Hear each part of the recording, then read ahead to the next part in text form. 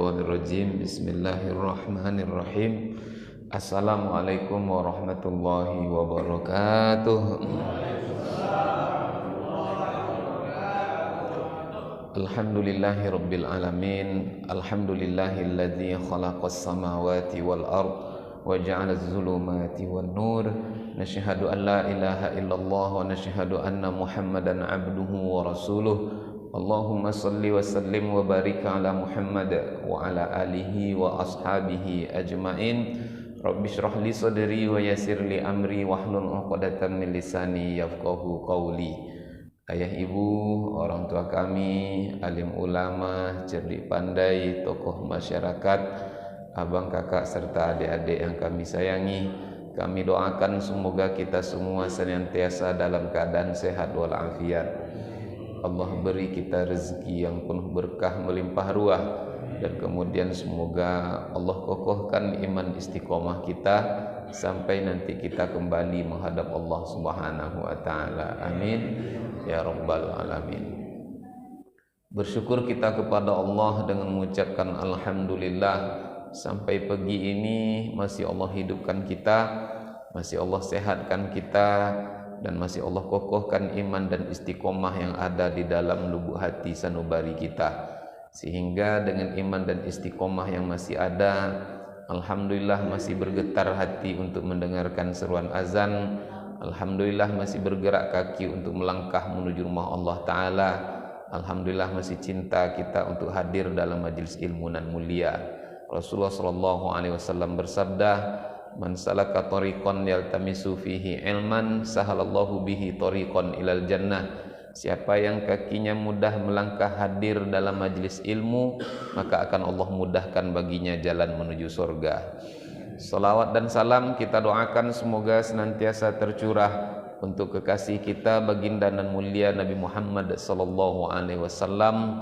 Mudah-mudahan seiring dengan banyaknya kita bersalawat kepada Rasulullah, kelak di yaumil kiamah Rasulullah berkenan memberikan syafaatnya kepada kita semua. Ayah ibu kami yang kami muliakan, kita awali pertemuan kita pagi ini dengan sama-sama membaca surat Al-Fatihah, boleh? Baik. A'udzu billahi minasyaitonir rajim. Bismillahirrahmanirrahim. Alhamdulillahi rabbil alamin. Ar-Rahmanir Rahim. Maliki yaumiddin. Iyyaka na'budu wa iyyaka nasta'in. Ihdinas siratal mustaqim. Siratal ladzina an'amta 'alaihim ghairil maghdubi 'alaihim waladdallin. Amin. Ibu kami yang dimuliakan Allah, pagi ini kita hendak membahas kitab Riyadhus Shalihin. Dari tadi malam kami berpikiran, kenapalah pengurus masjid yang di Rumbai ini tak ada WA saya, kata saya, tidak ada di teleponnya. Saya kira pagi ini saya ngisi di Rumbai. Akhirnya berhusnuzon, mungkin lupa dia agaknya nih, kata saya. Akhirnya di tengah jalan ragu-ragu, ini di manalah sebenarnya jadwal. Berhenti di jalan tadi, buka handphone. Pas buka handphone, oh ternyata awak di sini sekarang di Masjid Masito. Saya tadi mempersiapkan materi untuk di Rumbai. Akhirnya Bapak Ibu dimuliakan Allah, jadi karena kita kan biasa bahas kitab Riyadhus Shalihin, jadi saya kalau menyampaikan materi itu kalau tidak baca buku terlebih dahulu agak gampang saya sedikit, Bapak Ibu dimuliakan Allah. Jadi kajian kita pagi ini materi umum aja Bapak Ibu, takut nanti saya salah-salah atau nanti terlompat-lompat di dalam kitab Riyadhus Shalihin itu. Maka pembahasan kita pagi ini saya ambil materinya dari satu buku. Judul buku itu Atharul Ma'asi wa Adraruha. Judul bukunya Atharul Ma'asi wa adraruha. Kalau diterjemahkan ke dalam bahasa Indonesianya artinya lebih kurang akibat-akibat yang didapat oleh seorang hamba ketika dia bermaksiat dalam hidupnya. Buku itu tipis sekali, mungkin tak sampai 50 halaman agaknya Bapak Ibu, tipis bukunya, ditulis oleh Ibnul Qayyim Al-Jauzi, tapi isinya begitu luar biasa menurut saya. Di dalam buku itu setidaknya dijelaskan ada 10 hal yang akan terjadi ketika seseorang bermaksiat dalam hidupnya. Kalau disederhanakan judul tadi itu bahasa Indonesianya akibat berbuat maksiat, lebih kurang seperti itu, atau akibat maksiat, supaya lebih mudah diingat. Setidaknya ada 10 saya baca Bapak Ibu. Apa saja yang akan terjadi ketika seseorang bermaksiat dalam hidupnya? Yang pertama, maksiat dapat menghambat rezeki. Yang kedua, maksiat dapat menyebabkan terhalangnya seseorang untuk mendapatkan ilmu. Yang ketiga, maksiat dapat menyebabkan seseorang terhambat untuk mengamalkan ilmunya.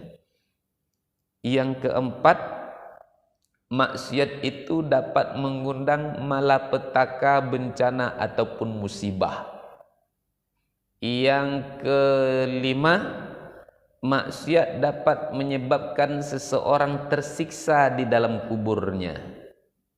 Yang keenam, maksiat dapat menyebabkan seseorang diazab oleh Allah di hari kiamat. Yang ketujuh, satu pintu maksiat itu cukup untuk membuka pintu-pintu kemaksiatan yang lainnya, dan dengan sendirinya dia akan menjadi seorang hamba yang diperbudak oleh setan laknatullah. Yang kedelapan, akibat berbuat maksiat, maksiat itu dapat merusak nama baik, dapat menghinakan seorang manusia. Dan yang kesembilan, maksiat dapat menyebabkan tertolaknya doa seorang hamba. Dan yang kesepuluh, maksiat itu dapat apa yang kesepuluh agaknya itu lupa pula. Yang kesepuluh, 9 ya enggak cuman Bapak Ibu. Maksiat dapat membutakan atau menggelapkan hati seorang manusia. Itu kalau saya tak salah. Satu apa tadi Bu? Menghambat rezeki. 2, apa? Menghambat ilmu. 3, berat, sulit mengamalkan ilmu. 4, menyebabkan atau mengundang petaka, bencana, musibah. Yang 5, tersiksa di dalam kubur. 6, mendapatkan azab di akhirat. 7, satu pintu maksiat itu akan membuka pintu-pintu maksiat yang lainnya, dan ketika itu juga dia akan menjadi budak setan. 8, menutup hati atau menggelapkan hati. Yang ke-9, apa? Doanya tertolak. Dan yang ke-10, merusak nama baik. Nah, Bapak Ibu dimuliakan Allah, kita coba urai satu persatu. Yang pertama, maksiat dapat menyebabkan tertolaknya rezeki, terkunci pintu rezeki kita itu. Bunda dimuliakan Allah, Rasulullah sallallahu alaihi wasallam bersabda, "Innal 'abda la yuhramur rizqa bidzambi yusibuhu." Sesungguhnya Allah Ta'ala akan mengharamkan rezekinya kepada seorang hamba yang bermaksiat dalam hidupnya. Itu dalilnya. Sesungguhnya Allah akan mengharamkan rezekinya kepada seseorang yang bermaksiat dalam hidupnya. Sebenarnya sudah Allah mau berikan, tapi kemudian terhambat, ada yang menghambat rezeki itu. Apa dianya? Itulah yang kita sebut dengan yang namanya maksiat. Jadi maksiat itu ayah bunda, awan yang menghambat sinar mentari sampai ke bumi. Maksiat itu bak penutup ini yang kalau ini masih ada kita takkan bisa minum air, terhambat rezeki jadinya. Bukan Allah tak mau kasih, Allah sudah kasih tapi kemudian terhambat oleh maksiat kita. Awalnya dulu ayah bunda, saya agak berat memahami konsep rezeki akan terhambat karena maksiat itu. Tapi kemudian seiring berjalannya waktu, perlahan demi perlahan mulai saya memahami bagaimana rezeki itu akan terhambat. Berat memahaminya, tapi setidaknya berusaha meyakinkan, oh kalau Allah sudah berkehendak kan tak ada yang sulit. Allah kalau berkehendak cukup mengatakan kun fayakun, jadilah maka akan jadi. Bagaimana saya dapat memahaminya ayah bunda dimuliakan Allah? Ini berkaitan dengan Masjid Rumbai tadi, saya mengisi masjid Rumbai. Masjid dakwah dekat Bundaran Cepron itu, masih ingat Bapak Ibu? Dekat Cepron Rumbai itu, bundaran itu kan ada bundaran tuh, ada masjid sebelah kirinya. Ya, Masjid Dakwah namanya. Jadi suatu ketika zuhur azan berkumandang, maka saya berhentilah di situ, mau sholat di situ. Pas parkir, pas mau matikan mobil, tiba-tiba ada pula orang parkir di sebelah saya. Dia pakai becak. Di atas becak itu 3 orang. Prediksi saya, satu itu suaminya, yang satunya istrinya, yang satu lagi anak perempuannya. Prediksi saya, tapi saya kan tak nanya nih Bapak Ibu. Di dalam becak itu, di becak itu ada kasur sehingga istrinya tertidur di situ. Nampaknya sakit istrinya. Maka melihat kondisi seperti itu, ini mudah-mudahan tak ada unsur riya. Kalau ada unsur riya, semoga Allah ampunkan dosa saya. Amin ya rabbal alamin. Maka terniatlah untuk bersedekah. Saya keluarkan dompet, saya ambil duit 100.000. Saya mau sedekah sebanyak 100.000. Pas saya mau berikan Bapak Ibu, ini mobil belum mati, saya matikan lagi nih. Baru ngambil dompet, keluarkan duit. Pas mau nanti mau berikan, tiba-tiba orang qomat. Allahu Akbar, Allahu Akbar, asyhadu an la ilaha illallah. Entah mengapa hati kecil saya pun bertanya, ini bapak sholat enggak ya, kata saya. Ini bapak sholat enggak ya? Turun bapak itu dari becak, saya berhusnuzon. Kalau kita masuk ke masjid dakwah tuh Bapak Ibu, setelah gerbang itu langsung ada tempat wudhu di situ. Saya kira bapak itu turun dari becak mau pergi ke tempat wudhu. Ternyata dia pergi ke sebalik becak. Turun dari becaknya, ini becak nih, pergi dia ke sebaliknya. Sambil jalan dikeluarkannya rokok. Kalau saya tak salah ketika itu kan jarak saya dari dia kan tak terlalu jauh karena parkirnya dekat dengan saya. Keluarnya rokok Jisamsu nampak sama saya. Keluar rokok Jisamsu, lalu kemudian dia pergi ke sebalik becak itu karena dia ditutup becaknya itu Pak. Ngerokoklah dia dulu di situ. Oh kata saya, oh ini mungkin karena sudah dari tadi bawa motor, tidak ada kesempatan, tidak bisa ngerokok di becak, ya udah sekarang ngerokok dulu. Mungkin paling banyak 5 atau 10 isap bapak ini akan pergi ke masjid. Saya tungguin dulu Bapak Ibu. Rakaat pertama ada berapa isap yang dia isap? Belum juga lagi. Rakaat kedua belum juga lagi. Ini tak iya nih kata saya. Akhirnya masuklah saya ke masjid. Daripada saya tidak hilang kesempatan untuk berjamaah. Masuk ke masjid, tentu saya dapat berjamaah cuma 2 rakaat nih sama imam. 3 rakaat yang tersisa Bapak Ibu dimuliakan Allah, langsung saya pijak gigi 5. Allahu akbar. Amin. Karena pikiran saya ke bapak tadi Pak, tidak kusuk sholat saya. Pikiran saya ke bapak. Apa pikiran saya? Bapak tadi sholat enggak ya? Bapak tadi sholat enggak ya? Bapak tadi enggak. Karena duit masih gantung soalnya.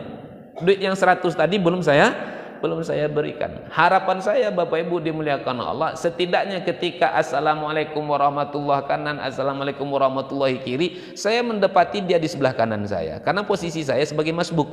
atau dia di sebelah kiri saya, atau setidaknya di belakang saya. Tapi kenyataannya ayah ibu kami, setelah saya salam, tak saya dapati dia di belakang saya. Saya kan tak berwudu tadi, karena kondisinya saya sudah dalam keadaan berwudu. Maka cepatlah saya pulang cepat saya keluar dari masjid, zikirnya dia subhanallah, cepat-cepat. Saya dapati bapak itu seakan-akan dia telah selesai pula melaksanakan sholat. Mustahil bapak ini dah sholat nih, kata saya. Mustahil. Kenapa prediksi saya? Yang pertama, bapak itu belum wudu. Yang kedua, saya sholatnya secepat kilat tadi, dan saya pun tak berzikir tadi. Setidaknya kalaupun dia cepat sholatnya, setidaknya dia sama dengan saya. Tapi saya tak dapati itu. Kok dia lebih dulu pula keluar daripada saya? Kira-kira Pak, ada bapak yang bisa mengalahkan kecepatan bacaan saya? Bismillahirrahmanirrahim. Bisa bapak? Ustadz delata biasa baca ayat, makanya kancang Pak Ustadz. Makanya ayah bunda dimuliakan Allah, karena dia seakan-akan telah selesai melaksanakan sholat, masuk saya ke mobil, hati saya berkata-kata jadinya, ini sedekah ndak ya? Sedekah ndak ya? Kata saya pula. Walhasil berusaha memenangkan hati. Oh, tadi kan sudah terniat untuk bersedekah. Kalau sudah diniatkan untuk bersedekah, ya sedekah saja, ndak perlu lagi tanya-tanya. Tapi entah mengapa ayah ibu kami, hati kita ini siapa yang menguasai Pak? Siapa yang menguasai hati kita? Tidak kita yang menguasai hati kita ini ayah bunda. Kita bisa lunak hati kita ini mau melangkah ke masjid itu karena Allah yang melunakkan hati kita. Kita mau bertahan duduk dalam majelis ilmu ini, padahal ini orang-orang sibuk semuanya, orang-orang capek semuanya, orang-orang letih. Muka-muka letih ini nampak sama saya. Tapi kenapa? Apa buktinya letih? Itu kan masih tersandar-tersandar duduknya tuh. Jangan tersinggung pula nih Pak, ini pembelaan nih, menyenangkan hati orang yang sedang tersudut. Bapak Ibu dimuliakan Allah, kita letih, kita capek, tapi kita masih bertahan duduk dalam majelis ilmu nih. Ada yang begini-gini duduknya nampak semuanya. Tapi masih bertahan. Kenapa? Allah yang membuat hati kita itu terpanggil ayah ibu kami. Kita bisa beramal ini bukan karena kehebatan kita. Kita bisa beramal ini bukan karena kehebatan kita, tapi karena kita mendapatkan nasta'in dari Allah. Makanya dalam surat itu, dalam Al-Fatihah, iyyaka na'budu wa iyyaka nasta'in. Karena kita mendapatkan kepada engkau kami menyembah dan kepada engkau kami minta tolong. Tak bisa kita kuat solat kalau tak ditolong oleh Allah Subhanahu wa taala. Tak mampu kita haji itu kalau tidak diberikan kemampuan oleh Allah. Allah yang manggil kita.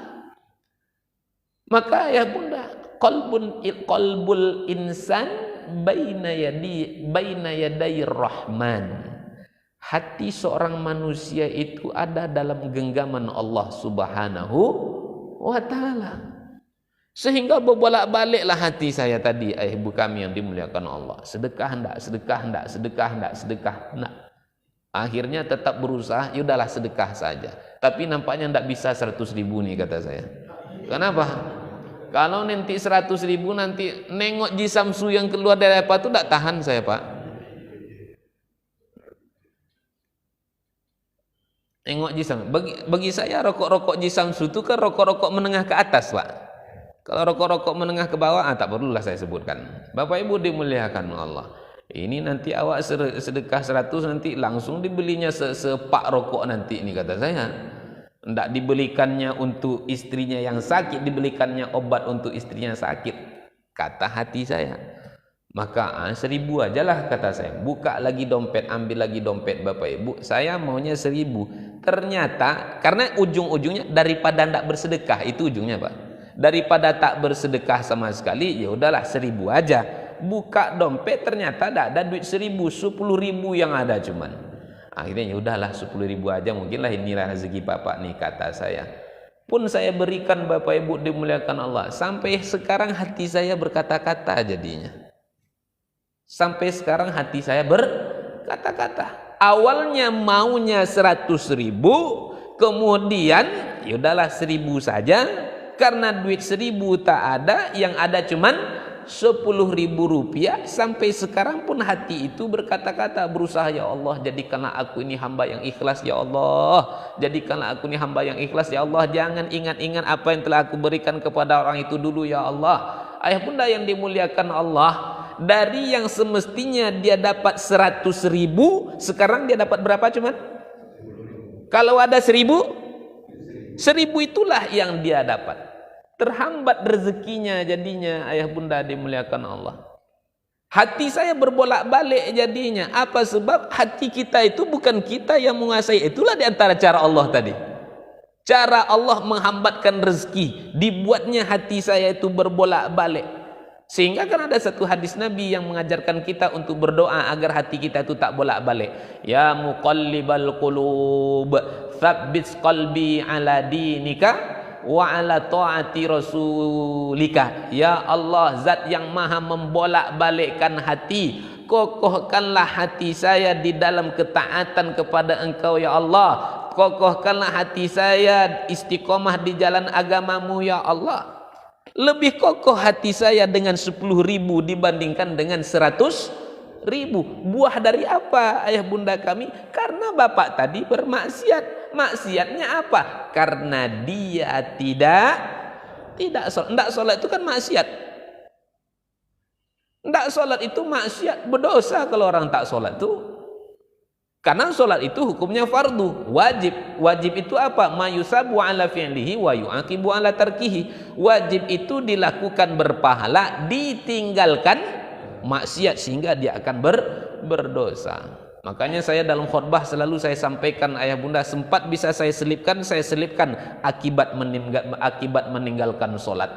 Apa akibat meninggalkan sholat? Dia bisa terjebak dalam lembah kekafiran. Dalilnya apa? Banyak. Satu di antara dalilnya, man tarakas sholata muta'ammidan faqad kafara jihara. Siapa yang meninggalkan solat secara sengaja, maka sesungguhnya dia telah kafir secara nyata. Maka dijelaskan dalam kitab Shahih Fiqhus Sunnah, orang ketika dia kafir karena meninggalkan solat, dua risiko yang akan dia rasa. Satu duniawi, dua ukhrawi. Mana risiko duniawinya? Satu, dia tidak berhak menjadi wali dalam pernikahan anaknya. Dua, dia tidak layak menikah dengan wanita muslimah. Tiga, dia tidak layak diurus jenazahnya ketika meninggal dunia. Empat, dia tidak halal sembelihannya. Lima, dia tidak boleh masuk tanah suci Mekah Al-Mukarramah. Enam, dia tidak boleh mewariskan. Tujuh, dia tidak pantas untuk menerima warisan. Tujuh, risiko duniawi. Risiko ukhrawinya apa? Akan Allah campakkan dia masuk ke dalam neraka Saqar. Surat Mudaththir 42-43. Ma salakakum fi Saqar? Qalu lam naku minal musallin. Wahai hamba-hambaku, kenapa kalian hina celaka hari ini? Kenapa kalian berada dalam neraka Sakarku ini? Qalu, orang-orang yang ada dalam neraka Sakar menjawab, lam naku minal musallin. Ya Allah, dulu di dunia kami tidak sholat. Meninggalkan sholat dosanya lebih berat daripada berzina. Meninggalkan sholat dosanya lebih berat daripada mencuri. Meninggalkan sholat lebih berat dosanya daripada meminum-minum khamar. Itu referensinya tadi Shahih Fiqhus Sunnah yang ditulis Imam Abu Malik Kamal bin Sayyid Salim. Ini yang pertama, ayah bunda. Maksiat dapat menyebabkan terhalangnya rezeki. 1001 cara Allah untuk membuat rezeki hamba itu jadi terhambat. Yang kedua, ayah ibu kami, apa akibat berbuat maksiat itu? Maksiat dapat menyebabkan datangnya musibah, malapetaka dan bencana. Kok begitu? Ada ayatnya. Ada, Allah berfirman, wattaqu fitnatan la tusibannalladzina zalamu minkum khassah. dan takutlah kamu akan malapetaka bencana musibah, yang mana petaka bencana musibah itu tak hanya menimpa orang-orang yang berbuat zalim, berbuat maksiat saja, tapi orang-orang yang rajin sholat duha, yang rajin puasa Senin Kamis, yang tak ketinggalan sholat tahajud, yang rutin setiap pagi bersedekah, ia pun akan mendapatkan akibat dari perbuatan maksiat yang dilakukan oleh seorang manusia. Ibu kami yang dimuliakan Allah, kenapa umat Nabi Lut dibinasakan oleh Allah? Kenapa ayah ibu kami? Maksiat. Kenapa kaum Syuaib, kaum Ad, kaum Thamud dibinasakan oleh Allah? Maksiat. Fir'aun, Qarun, Namrud dibinasakan oleh Allah. Kenapa? Maksiat. Umat Nabi Lut ditenggelamkan oleh Allah. Kenapa? Maksiat. Apa dosa umat Nabi Syuaib? Di antara yang paling menonjol dari kemaksiatan yang dilakukan oleh umat Nabi Syuaib itu, ayah bunda, mengurangi takaran dan timbangan. Ngapain dia Pak Bu? Mengurangi takaran dan timbangan, intinya curang. Dosa umat Nabi Lut, apa dosanya? Mendatangi sesama jenisnya. Laki-laki mendatangi lelaki, perempuan mendatangi perempuan. Dosa Fir'aun itu apa? Sombong. Apa ya? Innahu tagha. Dosa Qarun apa? Pelit, bakhil. Ayah ibu kami dimuliakan Allah, dosa umat Nabi Syuaib mengurangi takaran dan timbangan, curang. Hari ini ada tak orang berbuat curang ayah ibu kami? Oh banyak katanya. Di mana-mana orang bisa berlaku curang. Di sekolah orang bisa curang? Bisa. Di kantor orang bisa berlaku curang? Bisa. Apa curangnya? Di jam-jam dinas masih keluyuran sampai ke mal. Makanya kemarin ditangkap sama Satpol PP, razia Satpol PP. Ibu kami dimuliakan Allah. Di mana lagi? Di masjid orang bisa curang tak Pak? Bisa. Amplop ustadz pun disunat sama kawan. Terjadi ayah ibu kami. Jangan tersinggung pula nanti Pak Apu. Terjadi. Ayah ibu kami dimuliakan Allah. Di mana-mana orang bisa berlaku curang. Di pasar bisa juga. Di toko bisa orang berlaku curang. Wailul lil mutaffifin alladzina idza iktalu 'alan nasi yastawfun wa idza kaluhum aw wazanuhum yukhsirun. Celakalah bagi orang-orang yang berlaku curang. Kalau membeli mereka minta dilebihkan, kalau giliran menjual mereka mengurang-ngurangkan, curang. Bunda beli, sempat pulang dari kantor, pulang dari toko, beli duku di pinggir jalan. Pak, beli duku agak 2 kilo. Oke Bu, diambilkan sama bapak itu duku 2 kilo. Boleh dicubo Pak, boleh. Kawan mencubo. Mencubo itu begini bro. Ciek 2-3 orang mencubo. Ini segini nanti setelah dimasukkan ke dalam apa? Setelah selesai ditimbang, tambahlah agak segini lagi Pak ya. Yang ujung-ujungnya yang semestinya 2 kilo bersih, sekarang bisa jadi 2,2 kilo on. Kalau membeli dia begitu. Tapi kalau giliran dia menjadi penjual, yukhsirun, dikurang-kurangnya. Makanya yang sering saya dapati itu ayah bunda, beli gas yang 5 kilo tuh yang sering saya dapati. Kadang kurang 1 ampernya. Jadi kan ada ampernya tuh, yang penuh sampai yang biru. Biru Pak ya? Biru atau hijau tuh? Hijau Pak ya? Hijau. Kadang-kadang kurang 1, kadang-kadang kurang 2, kadang-kadang dah di tengah ampernya. Padahal ini baru kita beli, baru kita buka. Curang. Giliran kabakarajo balabiah pangkuannya. Tapi giliran makan tak cukup piringnya. Ini orang ayah bunda kami istilah bahasa Inggrisnya cat water. Tahu ayah bunda cat water?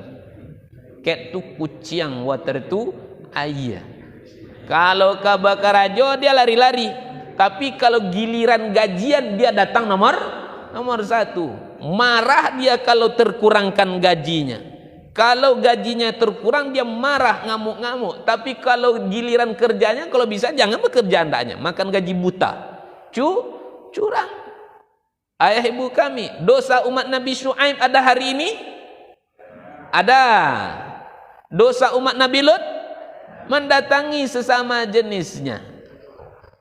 Masya Allah wal-iyazubillah. Sampai-sampai anak SD pun hari ini ayah ibu kami. Kemarin kawan saya menyampaikan, baru kelas 2 SD, diisapnya pensil kawannya itu ayah bunda. Inilah realita hari ini yang terjadi ayah ibu kami. Banyak sudah. Makanya hati-hati jaga betul anak-anak kita hari ini Pak. Menjadi seorang ayah, menjadi seorang ibu hari ini memang ujiannya luar biasa. Maka haruslah kita bersabar, berpandai-pandailah kita menyikapi anak-anak kita. Ayah bunda dimuliakan Allah, sepandai-pandainya tupai melompat jatuh juga ke tanah. Artinya apa? Kita yang berusaha maksimal saja masih juga bisa kecolongan. Apalagi kalau kita tidak menjaga anak-anak kita sama sekali. Rindu sama kamu nih beb. Yaudahlah sinilah tidur di atas pahaku. Itu si WA Pak. Baru SMP. 2 hari duduk di bangku SMP. Bapak Ibu dimuliakan Allah. Rindu sama Abi. Kelas 2 SMP Pak. Rindu sama Abi. Lalu dijawabnya pula, Abi juga rindu sama Umi. Muah. Kan ada pakai emoticon yang begitu tuh Pak. Inilah kondisinya hari ini. Tapi ketahuilah ayah bunda, sekalipun berat ujian kita menjadi seorang ayah, menjadi seorang ibu hari ini, tentu sesungguhnya pahalanya juga akan semakin besar. Dosa umat Nabi Lut ada? Dosa Fir'aun ada. Sombong, berbuat semena-mena. Orang-orang yang memperjuangkan kebenaran, maka kemudian diintimidasinya, dikejar-kejarnya, kadang-kadang taubahnya bagaikan seekor anjing. Itulah kerjaan Fir'aun. Jangankan orang-orang yang berseberangan pemikiran dengan dia, bayi-bayi suci yang tak bernoda pun tak segan-segan dia membantainya. Membunuh orang-orang yang berseberangan pemikiran. Jangankan orang-orang yang berseberangan pemikiran, bayi-bayi suci yang tak bernoda pun ia tak takut-takut, tak segan-segan untuk membunuhnya. Ada tak perangai Fir'aun hari ini ayah bunda? Oh banyak pula. Teror demi teror, intimidasi demi intimidasi. Kemarin saya dapat laporan, jamaah mengundang Ustadz Alfian Tanjung. Ketika akhirnya kawan saya cerita, saya mau bawa dia ke masjid ini Ustadz, membawa ke masjid itu Pak Ustadz. Awalnya mau pengurus masjid, tapi kemudian ditelepon, disuruh menghadap dulu. Kenapa diundang Ustadz nih? Teror tak tuh Pak? Sekalipun tak diapa-apakan, tapi itu shock terapi bagi orang. Karena dulu ada pengurus pun dapat informasi, ada beberapa pengurus masjid yang mengundang beliau kemudian dipanggil. Saya tak sebutkan siapa yang memanggil ya Bapak Ibu ya. Yang penting ada yang memanggil. Itu teror. Kerja-kerja Fir'aun. Bapak Ibu dimuliakan Allah. Dosa Fir'aun hari ini ada, maksiatnya Qarun ada, maksiat umat Nabi Syuaib ada. Bagaimana malapetaka bencana dan musibah tak akan datang silih berganti. belum lagi kering air mata tsunami, datang lagi air mata gempa bumi, belum lagi kering air mata gempa bumi, datang lagi longsor gunung Merapi meletus dan seterusnya, banjir dan segala macam bentuknya. Musibah, bencana, petaka, akibat dari apa? Akibat dari maksiat yang dilakukan oleh seorang hamba. Ayah bunda, yang bermaksiat itu kan Qarun. Tetapi karena ulah si Qarun, satu negeri itu dibinasakan oleh Allah Subhanahu wa ta'ala. Fa khasafna bihi wa bidarihil ardh. Kami tenggelamkan dirinya si Qarun itu, wa bidarihi, dan sekalian juga dengan kampungnya Qarun itu. Makanya ayah bunda dimuliakan Allah, tidak bisa kita biarkan orang-orang berbuat maksiat itu begitu saja leluasa berbuat maksiat. Makanya harus ada dakwah amar ma'ruf nahi mungkar, bukan nahi mangkur. Dia ada pula yang menyebutnya dengan nahi mangkur. Salah bro, nahi mungkar. Betul-betul lah sikit menyebutnya la haula wala quwwata illa billah, bukanlah kalau kata. Kok menyebut la haula wala quwwata pun tak bisa? Kan dah sudah pakai sorban kemarin, kan sudah pakai jubah, semestinya betul lah menyebutkan zikir la haula wala quwwata illa billahil aliyul azim. Saya selagi ada terselip bisa saya selipkan, saya selipkan langsung di situ. Karena kalau terlalu terang-terangan payah sekarang nih Bapak Ibu. Sikit-sikit ITE, sikit-sikit ITE. Apa untungnya bagi Ustadz menyampaikan hal itu Ustadz? Supaya mata kita itu terbuka ayah bunda. Supaya kita semakin tahu mana yang hak, mana yang batil. Ayah ibu kami yang dimuliakan Allah. Maksiat dapat mengundang malapetaka, bencana ataupun musibah. Kita rusak gara-gara kita, orang-orang di sekeliling kita juga bisa rusak. Makanya kalau bahasa dari Kiai Haji Zainuddin MZ yang pernah saya dengar, yang zina elo, yang mabuk elo, yang makan haram elo, yang kena kan itu bahasa Zainuddin MZ yang viral ayah bunda dimuliakan Allah. Kita binasa, orang lain pun bisa celaka karena ulah perbuatan maksiat kita. Ibu kami dimuliakan Allah Subhanahu wa ta'ala. Saya ada kawan istri, jadi dulunya memang karena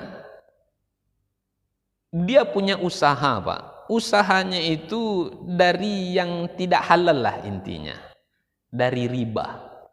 Bagaimana kemudian petaka datang kepada dia? Awal-awal usahanya itu maju, berkembang dengan begitu pesatnya. 5 tahun, 6 tahun, 7 tahun pertama itu maju usahanya itu. Cabangnya di mana-mana. Sehingga hidupnya mewah. Sebentar-sebentar ke luar negeri, Singapura, Italia, Paris, Perancis. Awak paling jauh painannya. Painan itu pun nabung agak 3 tahun nih, baru bisa agak seminggu bisa leluasa main di painan. Kawan sebentar-sebentar gaji ganti jam tangan yang baru. Awak jam tangan 300.000, kawan 30 juta. Ganti-ganti tas baru, mobil mewah, rumah besar. Bapak Ibu dimuliakan Allah. Pada akhirnya petaka itu pun datang. Kecelakaanlah dia melalui pintu tabrakan, lalu kemudian sempat kakinya itu diamputasi, dipotong kakinya sebelah. Akhirnya tentu badan dah cacat, dah pincang, dah ada kaki sebelah. Tentu ayah ibu kami kalau sudah cacat, maaf cakap, tentu ya, rasa itu kan akan berubah ayah ibu kami. Walhasil diceraikan sama suaminya. Setelah diceraikan sama suaminya, anak tak dinafkahi, dan kemudian sang suami menikah dengan perempuan yang lain. Sakitnya tuh di mana ayah ibu kami? Itulah dianya. 1001 cara Allah. Ini gara-gara apa? usahanya dari riba. Yamhaqullahu riba wa yurbis shadaqat. Allah akan memusnahkan, Allah akan memusuhi para pelaku riba, wa yurbis shadaqat, dan Allah akan menumbuh kembangkan sedekah. Oh, mungkin ada yang berkata, oh Ustadz, kawan saya dia ahli maksiat, usahanya riba, suap menyuap, proyeknya sogok menyogok, tapi kok saya tengok dia tidak pernah mendapatkan musibah dalam hidupnya. Hidupnya anteng-anteng aja, rumah tangga bahagia saja, lalu kemudian bahkan usaha semakin hari semakin berkembang. Ingat ayah bunda, tidak perlu kita iri dengan orang-orang seperti itu. Dia sholat tidak Pak Ustadz, mengaji tidak, sedekah tidak, puasa Senin Kamis, jangankan puasa Senin Kamis, puasa wajib pun tidak. Apa tidak Pak Ustadz? Maka ayah bunda, Nabi telah ingatkan kita, la taghbitu fajiran bi ni'matin fa innaka la tadri ma huwa lakin ba'da mautihi. Tidak perlu engkau iri melihat seorang hamba mendapatkan nikmat padahal sesungguhnya dia ahli maksiat. Kenapa? Kenapa tidak perlu iri? Fa innaka la tadri ma huwa lakin ba'da mautihi. Karena kalian takkan pernah tahu betapa pedihnya azab siksa ketika ajal telah datang menjemputnya. Ini masuk langsung ke poin yang ketiga, dia tersiksa di dalam kuburnya. La tadri ma huwa lakin ba'da mautihi. Engkau takkan pernah tahu betapa pedihnya azab yang akan dia dapat ketika ajal sudah datang menjemputnya. Jangankan karena makan riba, jangankan karena membunuh orang, jangankan karena mengambil hak milik orang, tak cebok saja itu cukup untuk mendatangkan siksa, tak ya bunda? Cukup. Nabi kan sudah katakan, ketika Nabi pernah berhenti dekat dua buah kuburan, lalu Nabi katakan kepada para sahabat, innahuma la yu'adziban. Dua orang yang ada dalam kubur ini sedang diazab oleh Allah, kata Nabi. Wa ma yu'adzibani fi kabirin. Mereka diazab bukan karena mereka melakukan dosa-dosa besar. Terus emangnya apa dosanya wahai Rasulullah? Maka kemudian Nabi katakan, amma ahaduhuma, satu dari dua orang ini diazab oleh Allah lantaran apa? La yastanzih min baulihi, karena dia hendak cebok setelah buang air kecil. Dosa kecil saja tak cebok saja cukup mendatangkan siksa di dalam kubur, apalagi kalau sempat memfitnah, menuduh, menggibah, mengambil hak milik orang sampai membunuh orang, kayak yang lagi viral sekarang tuh Pak. Apa cerita sekarang tuh Pak? Kan masih itu juga yang lagi viral kan, tentang persaksian si fulanah itu yang masih heboh di media sosial, akan diperhitungkan di sisi Allah Subhanahu wa taala.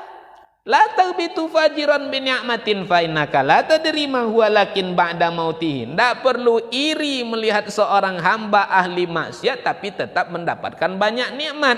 Kenapa? Innaka la tadri ma huwa lakin ba'da mautihi. Engkau takkan pernah tahu bagaimana pedihnya azab yang akan dia rasa ketika ajal telah datang menjemputnya.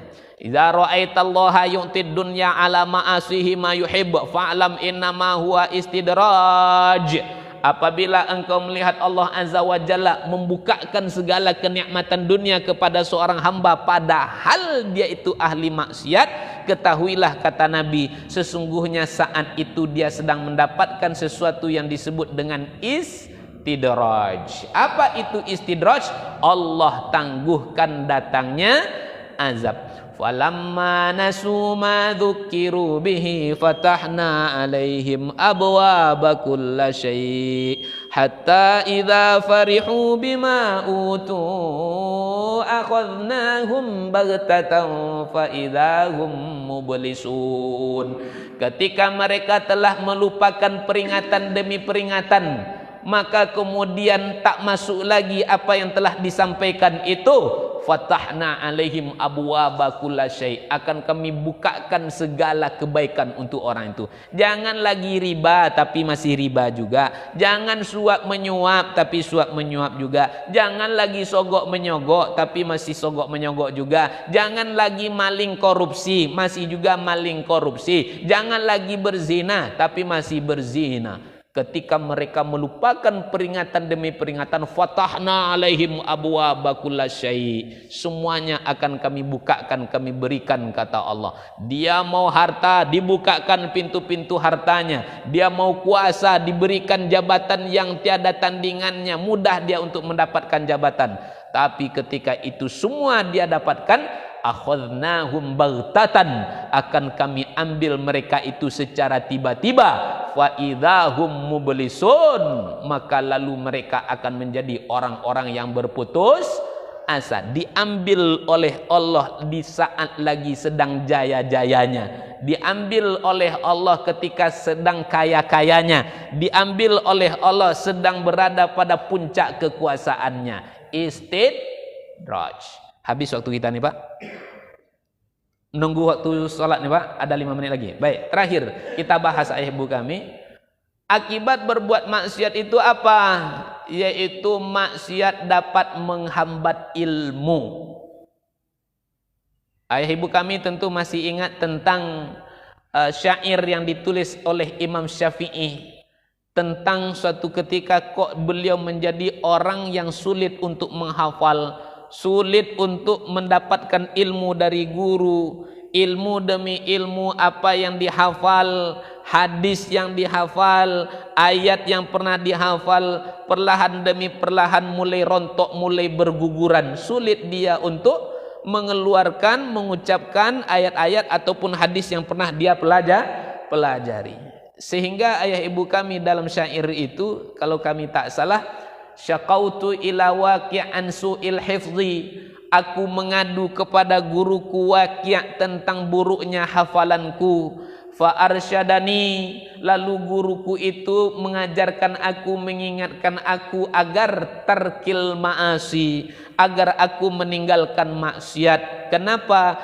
Bi annal ilma nur, karena ilmu itu ta'obahnya bagaikan cahaya. Wa nurullahi la yahdi li'asi, dan cahaya itu tak akan Allah berikan kepada orang-orang yang bermaksiat. Ayah ibu kami, banyaklah riwayat tentang itu. Di antaranya apa? Suatu ketika Imam Syafi'i itu pergi ke tempat gurunya. Ada yang mengatakan pergi ke pasar mencari kebutuhan-kebutuhan hidupnya. Lalu kemudian di tengah jalan dia didahului oleh seorang perempuan. Ketika dia didahului oleh seorang perempuan, tiba-tiba ada angin.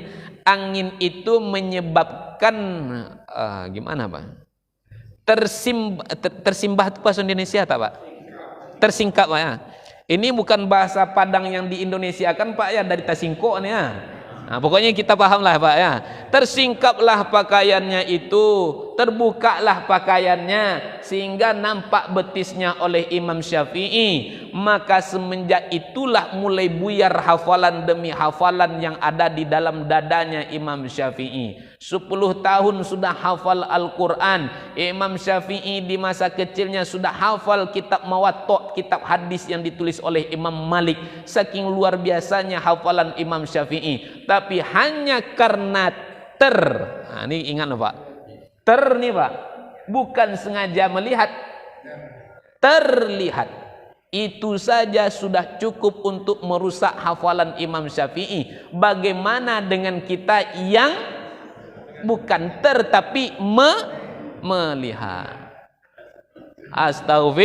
Astagfirullah. Buka handphone maksiat, buka TV maksiat, keluar rumah maksiat. Makanya kita baca ayat itu sering tertukar-tukar, terbolak-balik. Wal asri innal insana lafi khusrin illa alladzina amanu wa amilus solihati falahum ajrun ghairu mamnun. Dari surat Al-Asri lari ke surat At-Tin.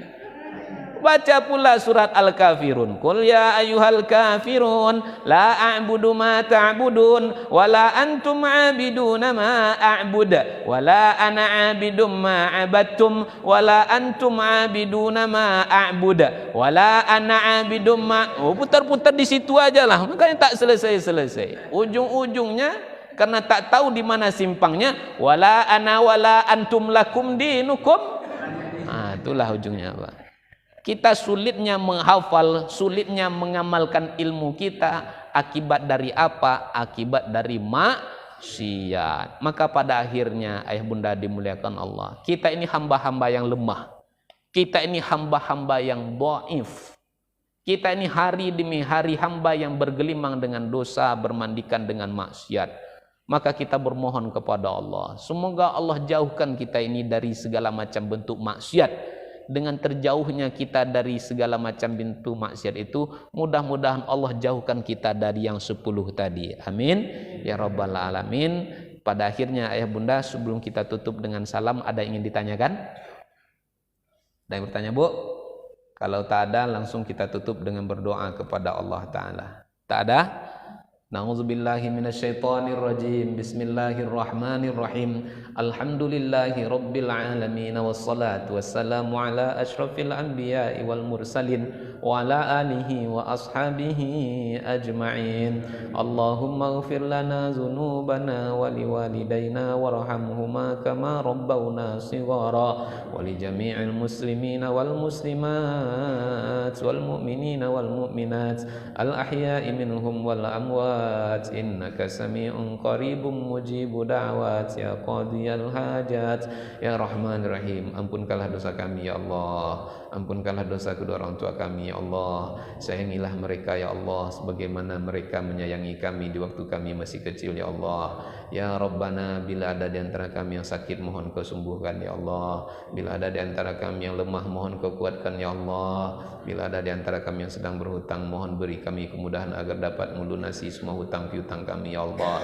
Ya Rabbana ya Allah ya Karim ya Mujibas Sailin. Ya Allah, mohon jadikan kami dan anak cucu keturunan-keturunan kami sebagai hamba-hamba yang senantiasa menjaga solat yang 5 waktu ya Allah, yang mau membaca menghafal Al-Quran munan mulia ya Allah. Ya Rabbana ya Rabbana ya Allah ya Karim, mohon jadikan anak cucu kami sebagai hamba-hamba yang senantiasa istiqomah di jalan ketaatan kepadamu ya Allah. Ya Rabbana, mohon jaga anak cucu kami ya Allah, jauhkanlah mereka dari pengaruh narkoba ya Allah, jauhkanlah mereka dari pergaulan bebas ya Allah. Ya Rabbana, mohon beri kami rezeki yang penuh berkah melimpah ruah, agar dengan itu kami dapat bersedekah ya Allah, agar dengan itu kami dapat menolong saudara-saudara kami yang dalam keadaan susah ya Allah. Ya Rabbana ya Allah ya Karim, mohon tutup rapat-rapat aib kami ya Allah, jangan Kau buka-buka ya Allah, karena apabila Kau bukakan aib kami, betapa busuknya kami, pasti tak seorang pun yang mau berkawan dengan kami ya Allah. Ya Rabbana, bukakanlah segala macam pintu kebaikan untuk kami ya Allah, mudahkanlah kami untuk melakukannya ya Allah. Ya Rabbana, tutuplah serapat-rapatnya pintu-pintu keburukan, pintu-pintu kemaksiatan dalam kehidupan kami ya Allah. Jangan pernah Engkau beri kami kesempatan untuk bermaksiat walau hanya 1 detik saja ya Allah. Jauhkanlah diri kami dari segala macam kemaksiatan sebagaimana Engkau menjauhkan antara timur dengan barat, antara utara dengan selatan ya Allah. Ya Rabbana ya Allah ya Karim, mohon jadikan negeri kami menjadi negeri yang aman dan tentram, baldatun thayyibatun wa rabbun ghafur. Ya Rabbana, jadikanlah pemimpin-pemimpin kami menjadi pemimpin-pemimpin yang soleh ya Allah, pemimpin-pemimpin yang takut kepada Engkau ya Allah, yang sayang kepada kami ya Allah. Ya Rabbana, bila kelak suatu saat ajal itu pun akan datang menjemput kami ya Allah, mohon ya Allah, jangan Engkau cabut nyawa kami di waktu sedang berbuat maksiat ya Allah, tapi cabutlah dalam keadaan taat ya Allah, dalam keadaan salat, dalam keadaan sujud. Cabutlah nyawa kami dalam keadaan mengucapkan kalimah la ilaha illallah, karena Rasulmu menjanjikan ya Allah, siapa yang akhir kalamnya ketika ajal datang menjemputnya mengucapkan kalimah la ilaha illallah, maka ia masuk ke dalam surgamu ya Allah. Allahumma rabbana atina fid dunya hasanah وفي الآخرة حسنة وقنا عذاب النار سبحانك رب العزة عما يصفون وسلام على المرسلين والحمد لله رب العالمين تقبل الله منكم منا ومنكم وتقبل يا كريم. Assalamualaikum warahmatullahi wabarakatuh.